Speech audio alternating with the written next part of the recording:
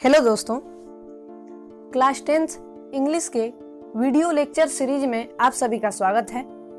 आज हम पढ़ेंगे इंग्लिश की बुक फुटप्रिंट्स विदाउट फीट का सेकेंड चैप्टर का नाम है the thieves story. The thieves story जो चैप्टर है वो लिखा गया है आपके ऑथर रस्किन बॉन्ड द्वारा।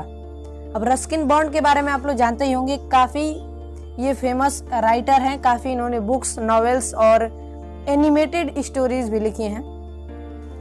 बेसिकली इस स्टोरी के थ्रू जो हमारे ऑथर हैं रस्किन बॉन्ड ये बताना चाहते हैं कि कभी कभी किसी अच्छे आदमी के संपर्क में आने से जो सामने वाला उसके साथ गलत करना भी यदि चाहता है तो उसका मन जो है वो बदल जाता है।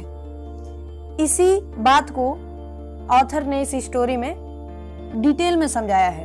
स्टोरी के मेन कैरेक्टर की बात करते हैं तो जो मेन कैरेक्टर है उसका नाम हमको पूरी स्टोरी में पता नहीं चलता, और वो होता क्या है, एक छोटा मोटा चोर होता है। वो बहुत ही समय से छोटी छोटी चोरियां करता आ रहा था और उसी ने अपनी स्टोरी बताई है कि उसके साथ क्या हुआ था। तो स्टोरी की शुरुआत में ये जो छोटा बच्चा था वो क्या करता है, मिलता है एक 25 ईयर ओल्ड बॉय से जिसका नाम होता है अनिल। तो पहली बार अनिल को इम्प्रेस करने के लिए ये जो छोटा सा चोर था उसने कहा कि आप बिल्कुल रेस्टलर की तरह दिख रहे हो, you are looking like a wrestler, जबकि ऐसा कुछ नहीं होता है। जनरली ये इसका तरीका था कि किसी से भी अपनी बातों की शुरुआत कैसे की जाए, तो उसको इम्प्रेस करने के लिए उसने ऐसा कहा।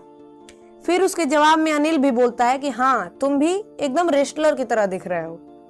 तो वो अनिल से रिक्वेस्ट करता है छोटा बच्चा कि प्लीज आप मुझे अपने घर पे रख लीजिए क्योंकि मैं आपके लिए अच्छा अच्छा खाना बना दूंगा। अनिल को उस पे थोड़ी सी दया आ जाती है और अनिल उसको पूछता है कि are you able to cook, यानी क्या तुम खाना बना सकते हो, क्योंकि अभी तो तुम्हारी उम्र बहुत छोटी है। इसके जवाब में जो छोटा सा चोर था, छोटा बच्चा था, वो बताता है कि हाँ मैं खाना बना सकता हूँ, पर ऐसा उसने बिल्कुल गलत बताया था क्योंकि उसे खाना बनाना नहीं आता था और वो सिर्फ अनिल के पास इसलिए गया ताकि उससे कुछ पैसे अर्न कर सके। इस बात का जवाब देते हुए अनिल बोलता है कि ठीक है, यदि तुमको खाना बनाना आता है तो तुम मेरे पास रह सकते हो, पर एक शर्त है कि ये खाना बनाने का मैं तुमको एक भी पैसा नहीं दे पाऊंगा क्योंकि मेरे पास पैसे नहीं हैं। इतना सुनने के बाद जो छोटा चोर होता है उसे लगता है कि मैंने एक गलत इंसान को पकड़ लिया क्योंकि इसके पास तो पैसे हैं ही नहीं। फिर भी ये जो छोटा बच्चा होता है वो अनिल के यहाँ पर रह जाता है। अब क्या होता है कि ये छोटा बच्चा बताता है अनिल के बारे में कि अनिल एक बहुत ही अच्छा इंसान था और उसके यहाँ रहने में इसको कोई दिक्कत भी नहीं होती थी। साथ ही साथ जब पहले दिन इसने फूड बनाया था तो वो काफी बेकार था, जिसे अनिल ने स्ट्रीट डॉग्स को दे दिया।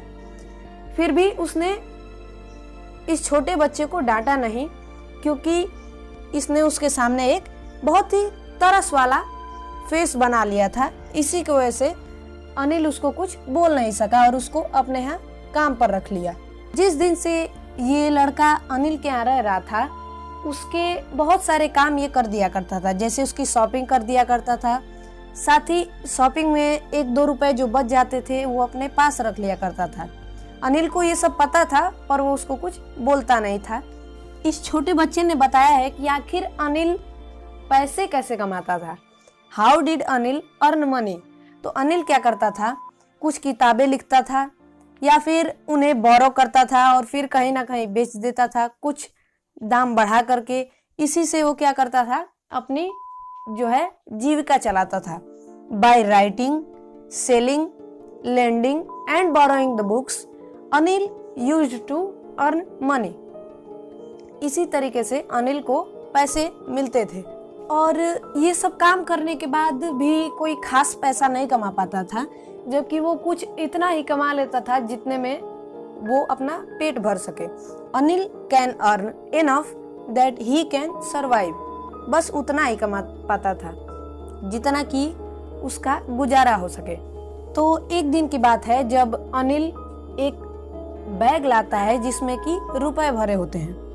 अब इस बैग को देख करके तो जो छोटा सा चोर था उसकी आंखें चमक जाती हैं, क्योंकि वो दरअसल आया ही इसीलिए होता है ताकि मैं अनिल से कुछ पैसे कमा सकूं। तो होता क्या है कि जो अनिल था वो अपने रूम में सोया करता था और उसने इस पैसों को पिलो के नीचे रखा था, यानी अपने तकिए के नीचे। और जो छोटा लड़का था वो उसके घर के जो बालकनी होता है, बालकनी में सोता था। फिर इसने बहुत दिमाग दौड़ाया कि मुझे ये पैसे चुराने चाहिए कि नहीं, क्योंकि जो अनिल था वो काफी अच्छा इंसान था, वो इसकी हमेशा केयर करता था, वो इसको यहाँ तक कि पढ़ने लिखने को भी सिखाता था। तो इस पर ये छोटा बच्चा सोचता है कि मुझे सबसे ज्यादा जरूरत इस समय पैसों की है, और वो जाता है, देखता है कि पिलो के नीचे पैसे रखे होते हैं। तो उन पैसों को क्या करता है, ले करके तुरंत सोचता है कि मैं निकल जाऊंगा, कहाँ, जो लखनऊ जाती है एक्सप्रेस, उसी को पकड़ के। He plans to run away after taking the money, यानी अनिल के पैसे लेकर के वो भाग जाना चाहता था, यही वो प्लान बनाता है। And move through the express which goes to Lucknow, यानी कि उस एक्सप्रेस ट्रेन से वो जाना चाहता था जो कि लखनऊ जाती है, वो भी किस टाइम पे, 10:30 पे। पर उसको अनिल के पैसे चुराने में बहुत ही बुरा लगता है, क्योंकि अनिल एक काफी अच्छा इंसान था, उसको हमेशा सपोर्ट किया करता था और उसको हमेशा चाहता था कि उसे एजुकेशन दे, और उसको पढ़ाया भी करता था। इतना सब उसके दिमाग में चल रहा था कि क्या मैं अनिल के पैसे लेकर के जाऊं या ना जाऊं, इसी प्रॉब्लम में वो फंस जाता है। फिर वो अंतिम में डिसाइड करता है कि नहीं, मैं पैसे लेकर के जाऊंगा, और वो पैसे लेकर के वहां से गायब हो जाता है।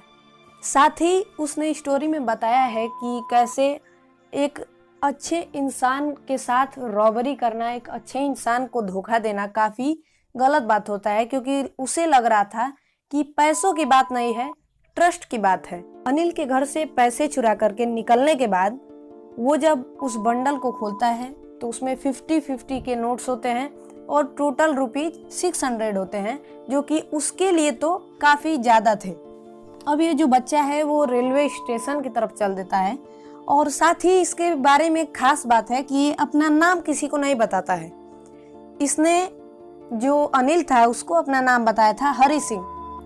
तो ये स्टेशन पर पहुंच जाता है, स्टेशन पर ये खड़ा हो जाता है और ट्रेन का इंतजार करता है। ट्रेन आ भी जाती है, पर फिर क्या होता है कि ये बिल्कुल ही एकदम साइलेंट खड़ा हो जाता है।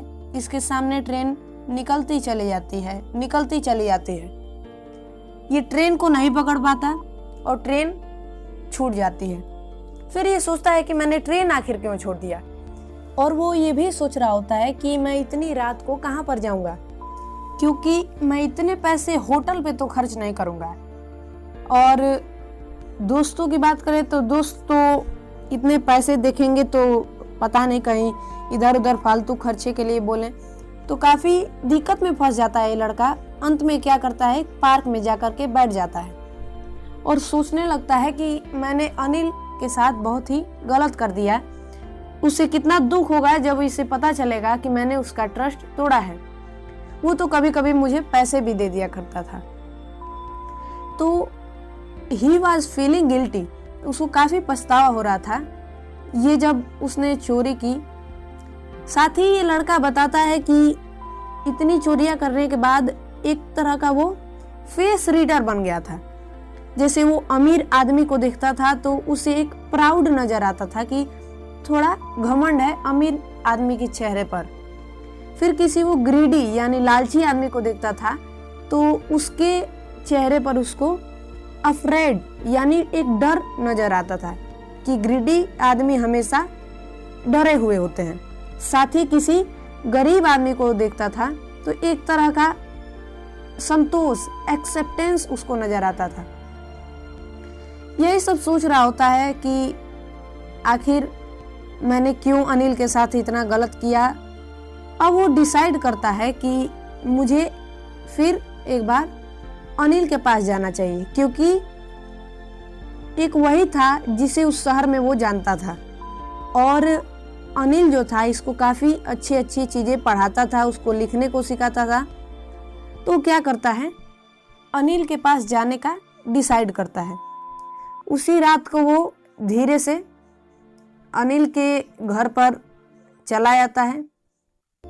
रात को अंधेरे में पहुंचता है अनिल के घर और चुपके से जो पैसे थे उसको अनिल के तकिए के नीचे रख देता है और फिर वहीं पर सो जाता है। अगली सुबह होती है। मॉर्निंग में क्या होता है कि अनिल क्या करते हैं, उसके लिए चाय लेकर के आते हैं और शायद उन्हें आभास हो गया होता है कि ये जो लड़का था वो उनका पैसा लेकर के जरूर कहीं ना कहीं गया था। और फिर इस लड़के को अपने ऊपर शर्म भी आ रही थी। सेम इसको लग रहा था कि अनिल ने मुझे कुछ बोला भी नहीं, क्योंकि अनिल को शायद लग रहा है पैसा के बारे में पता चल गया है। और साथ ही अनिल ने उसको तुरंत 50 रुपीज भी दे दी उसमें से निकाल के। और वो नोट जो थी वो भीगी थी, क्योंकि वो रात को बारिश में जब गया था पैसे को लेकर, इसी की वजह से वो नोट्स भीग गए थे। अनिल ने एक भी शब्द उसको डांटा भी नहीं, जिसकी वजह से लड़के को उसकी मिस्टेक पता चल गई। साथ ही अनिल उसको बोलता है कि आज से हम सेंटेंसेस लिखना शुरू करेंगे। इतना सब देखने के बाद वो एक तरह से उसको घूरता है, छोटा सा बच्चा अनिल को घूरता है, क्योंकि अनिल को ये सब बात पता भी थी कि इसने चोरी की है, फिर भी उसको एक शब्द भी वो नहीं कहता। यहीं पर आपकी स्टोरी जो है वो खत्म हो जाती है। स्टोरी खत्म हो गई और साथ ही आपको बता दें कि जो इसका नेक्स्ट पार्ट आने वाला है, नेक्स्ट पार्ट में हम इस चैप्टर के NCERT सॉल्यूशन वो भी पूरे कंप्लीट एक एक क्वेश्चन पूरा हम डिस्कस करेंगे अगले वीडियो में। इस वीडियो के पार्ट 2 में द थीफ स्टोरी चैप्टर के NCERT सॉल्यूशंस। साथ ही उस वीडियो का लिंक भी मैं इसके डिस्क्रिप्शन में दे दूंगा। और कोई आपको दिक्कत हो तो कमेंट बॉक्स है, आप उसमें कमेंट करिए, मैं उसको रिप्लाई जरूर करूंगा। वीडियो देखने के लिए आप सभी का धन्यवाद। अगर वीडियो आपको पसंद आई हो तो वीडियो को लाइक करना मत भूलिएगा, अपने ज़रूरतमंद दोस्तों में जरूर शेयर करिएगा और साथ ही चैनल को सब्सक्राइब करना मत भूलिएगा, क्योंकि ये बिल्कुल फ्री ऑफ कॉस्ट है। सब्सक्राइब बटन के बगल में आपको बेल आइकन मिलेगा, उसको दबा दीजिएगा ताकि आपको हमारी वीडियो अपडेट्स हमेशा मिलती रहे।